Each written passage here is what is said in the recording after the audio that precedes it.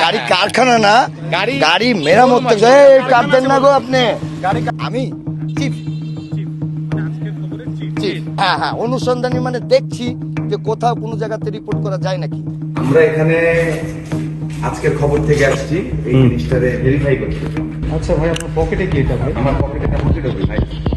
কি বিষয়ে ওয়াকিটকি? এটা আমাদের কোম্পানির যে আমাদের যত সাংবাদিক যারা আছে ব্যাকে আসেন।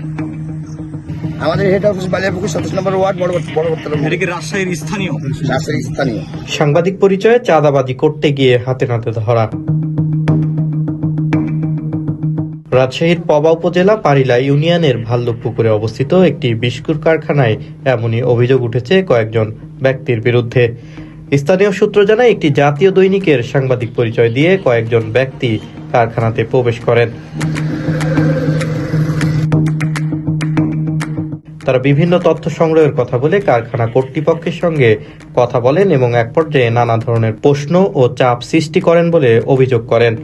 সাংবাদিকের প্রশ্ন তো আমরা ব্যবহার করি শুধু ওখান থেকে আর এখান পর্যন্ত, ঠিক আছে। এটা ড্রাইভার আছে, যদি বলি যে মুভ করেন, মুভ করবে। গাড়ি কারখানা না, গাড়ি মেরামত কাটবেন না গো আপনি। অতিরিক্ত গরম, আমি মনে করছি এ বিষয়ে স্থানীয় বাসিন্দা আমিন বলেন, এর আগেও বিভিন্ন কারখানা ও ইট ভাটায় এ ধরনের কিছু ব্যক্তিকে সাংবাদিক পরিচয়ে এসে চাঁদাবাজির চেষ্টা করতে দেখা গেছে। সেটা হলো কি যে আসলে ভুয়া এরকম লোক আসছে, তো ভয় দেখা মানে এই এলাকার অনেক ভাটাফুটি আছে মনে করেন, আসি বাহানা করে দেখান ওই দেখান ট্যাক্স মেস চাইছে, কিন্তু না দেখে বাড়িতে থু আসে সব ঠিকই দেয়, কিন্তু এই যে ৪৪ মাস আমি তো খারাপ ভয়টাই লাগছে তো বাবা আমার কিছু করতে পারে বলে আমরা ভিড় ছিনি। কিন্তু কারখানার ম্যানেজার হানিফের দাবি, অভিযুক্তরা ঢাকা মেট্রো গ ১৮, ১২, ৮০ নম্বরের একটি গাড়িতে করে কারখানায় আসেন। গাড়িতে ভ্রাম্যমাণ জরুরি খবর লেখা ছিল এবং তাদের কাছে ওয়াকিটকিও ছিল।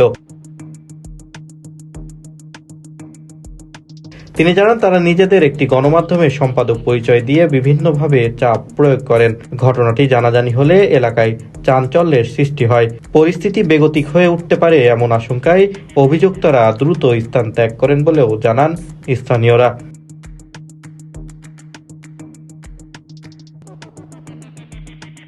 ঘটনাস্থল থেকে আরও জানা যায়, ৩ জন ব্যক্তি একই ঘটনায় জড়িত ছিলেন। তাদের মধ্যে একজন গাড়িতে অবস্থান করেন, একজন বাইরে ছিলেন এবং অপরজন কারখানার ভেতরে প্রবেশ করে বিভিন্ন বিষয়ে খোঁজখবর নেন বলেও অভিযোগ উঠেছে।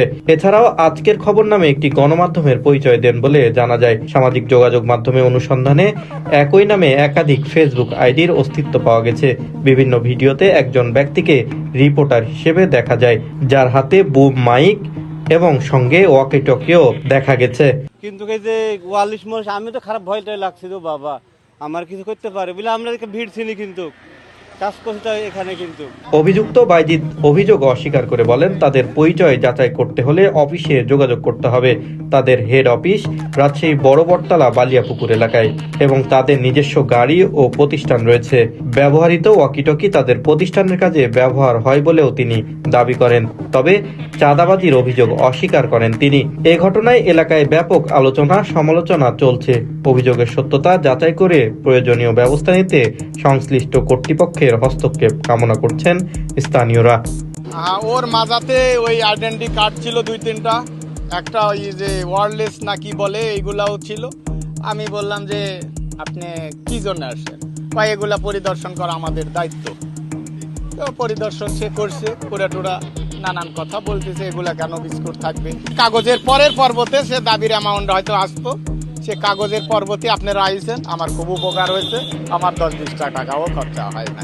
না আমাকে কার্ডের অ্যাপ্লাই করেছে অমুক তমুক, সেগুলো কথা বলতেছিল। এগুলা তো হয়তো ফেল পজিশন যদি পেত তখন সে টাকার দাবি করতো।